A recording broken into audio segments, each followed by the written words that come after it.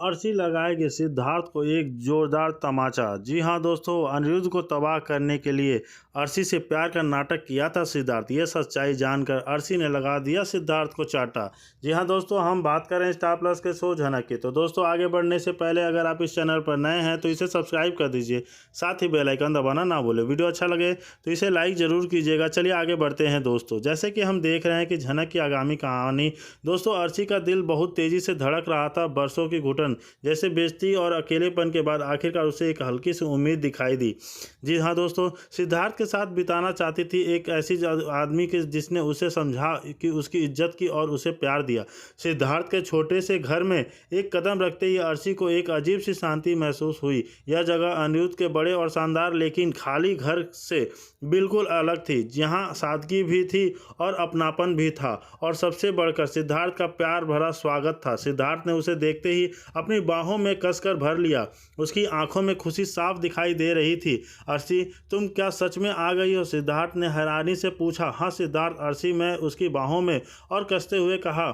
मैं नर्क से निकलकर हमेशा के लिए आ गई हूँ और मैं अब तुम्हारे साथ ही ज़िंदगी बसाना चाहती हूँ। सिद्धार्थ ने उसके चेहरे अपने हाथों से लिया और उसके आंखों में गहराई से देखा। और मैं भी यही चाहता हूँ अर्शी, तुम जानती हो मैं तुम्हें कितना प्यार करता हूँ। अर्शी की आंखों से आंसू बहने लगे। यह खुशी के आंसू थे और अनिरुद्ध को यह बहुत जल्द तकलीफ दे रही थी। जब यह सब खत्म हो जाएगा तो हम शादी कर लेंगे। सिद्धार्थ का चेहरा अचानक थोड़ा उदास हो गया और अर्शी तभी नहीं चाहती कि अर्शी हैरानी से रह गई। क्यों नहीं सिद्धार्थ, क्या हो गया? देखो, मेरे घर वाले को तुम्हारे बारे में सब कुछ पता है। उन्हें कुछ भी मालूम नहीं है। तुम्हारी शादी हो चुकी है। अगर हम अभी शादी करते हैं तो वह तुम्हें कभी भी अपनाएंगे नहीं। अर्शी का दिल डूबने लगा। उसकी उम्मीदें फिर से टूटने वाली थी। सिद्धार्थ ने उसका हाथ पकड़ा और उसे समझाया। मैं चाहता हूं कि पहले मैं अपने पिताजी का कारोबार अच्छे से जमा लूं और ऑफिस में काम करना शुरू कर दूं।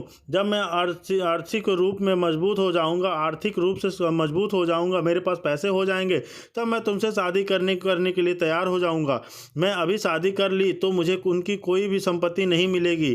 क्या तुम सच में यह चाहती हो? अर्शी का मन दुविधा में पड़ गया। वह सिद्धार्थ का नुकसान नहीं चाहती थी, लेकिन उसे यह भी डर था कि कब तक चलेगा।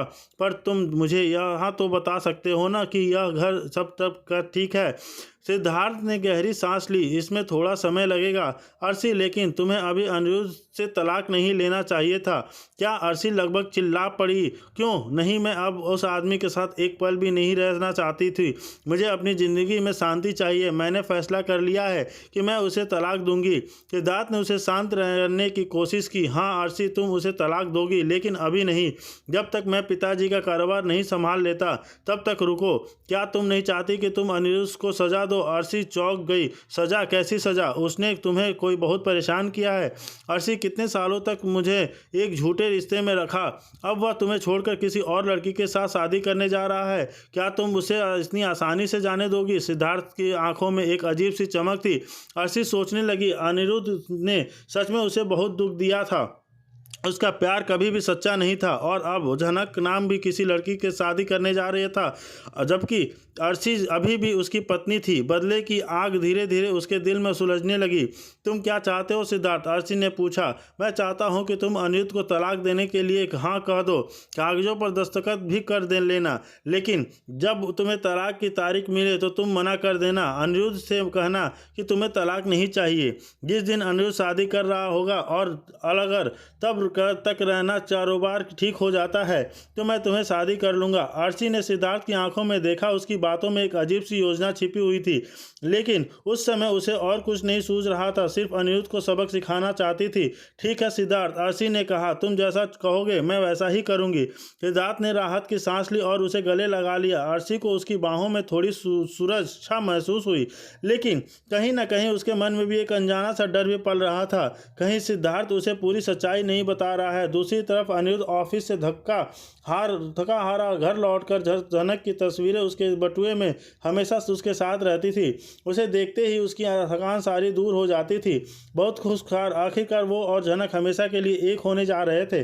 कमरे में दाखिल होते ही उसने झनक को आवाज़ दी। झनक झनक रसोई से बाहर आई। उसकी आंखों में प्यार और थोड़ी चिंता दिख रही थी। आप आ गए, थक गए होंगे। अनिरुद्ध ने उसके पास जाकर उसका हाथ थामा, लेकिन तुम्हें देखकर सारी थकान उतर गई। जब झनक यह देखो आखिरकार हम दोनों एक होने जा रहे हैं। अनिरुद्ध एक सपने में खो गया। वह देख रहा था कि उसकी और झनक की शादी हो रही है। मंडप सजा हुआ था, मेहमानों की भीड़ भी थी और सब पंडित मंत्र पढ़ रहे थे। झनक लाल रंग की जोड़े में किसी परी से कम नहीं लग रही थी। अनिरुद्ध का दिल खुशी से भर गया। सर जी, झनक की आवाज़ ने उसे सपने से जुदा कर दिया। अनिरुद्ध ने अपनी आंखें खोली और झनक को अपने सामने खड़ा पाया। तो क्या हुआ, आप कहीं खो गए थे? झनक ने प्यार से पूछा। अनिरुद्ध ने मुस्कुराते हुए उसका हाथ थामा और चूम लिया। हमारी शादी के बारे में झनक शर्मा गई। सब ठीक हो गया ना? अनिरुद्ध ने उसका हाथ कसकर पकड़ा। हाँ, सब ठीक हो गया। अब कोई हमें अलग नहीं कर सकता। लेकिन अनिरुद्ध यथासंभव भरोसा आने वाले तूफान के बिल्कुल अनजान था। उसे नहीं पता था कि उसकी खुशियाँ बहुत जल्द खत्म होने वाली है। बोलती है, तुम चुप हो जाओ, तुम्हें कोई हक नहीं है बोलने का। पहले तो तुमने अर्शी को टॉर्चर किया और तुमने मजबूर होकर किया, सुसाइड करने की कोशिश की उसने मजबूर में आकर, लेकिन तुम्हें इसकी कीमत चुकानी पड़ेगी। मैं पुलिस को बुला रही हूँ। सृष्टि बोलती है, इसे तो 2 थप्पड़ लगाना चाहिए। अनिरुद्ध बोलने ही की कोशिश करता है लेकिन ऐसी उसे बोलते नहीं देते। झनक अनिरुद्ध को कॉल करती है, अर्शी दीदी कैसी है? अनिरुद्ध झनक का कॉल नहीं उठा पाता है। विपाशा बोलती है कि एनी, तुम्हें कौन कॉल कर रहा है? कहीं वह झनक तो तुम्हें कॉल नहीं कर रही। शुभ बोलता है, अभी तो वह लड़की तुम्हें कॉल कर रही है, तो उसे शर्म नहीं आती? तभी वहीं पर सिद्धार्थ आ जाता है। सिद्धार्थ सृष्टि से पूछता है कि अर्शी कहाँ है? सिद्धार्थ बोलता है, अर्शी को ऐसी हॉस्पिटल में क्यों लाया? अर्शी को उसे स्टैंडर्ड्स के हिसाब से अस्पताल में ले जाना चाहिए था। सृष्टि बोलती है कि मैं उसे इस अस्पताल में नहीं लेकर आया, इसके ससुराल वाले लेकर आए हैं। अनिरुद्ध बोलता है, आप कौन? आप? सिद्धार्थ बोलता है, मैं सिद्धार्थ। अनिरुद्ध बोलता है, हम भी अर्शी की भलाई चाहता हूँ। सिद्धार्थ बोलता है, देखने से तो ऐसा नहीं लग रहा है कि। अनिरुद्ध बोलता है, यह हमारी फैमिली मैटर है, आपको इसमें बीच में पड़ने की कोई ज़रूरत नहीं है। सिद्धार्थ बोलता है, तुम्हारी फैमिली मैटर तुम्हारे घर में ही रहे तो ठीक रहे, घर से बाहर क्यों आ रही है? और अर्शी जिस कारण से भी सुसाइड की है वह भी मुझे पता है। अनिरुद्ध बोलता है, मिस्टर, आप अपनी लिमिट क्रॉस कर रहे हैं। सिद्धार्थ बोलता है, तुम मुझे मेरी लिमिट मत बताओ, आप मेरे ऊपर उंगली उठाने से पहले खुद के अंदर देख लो।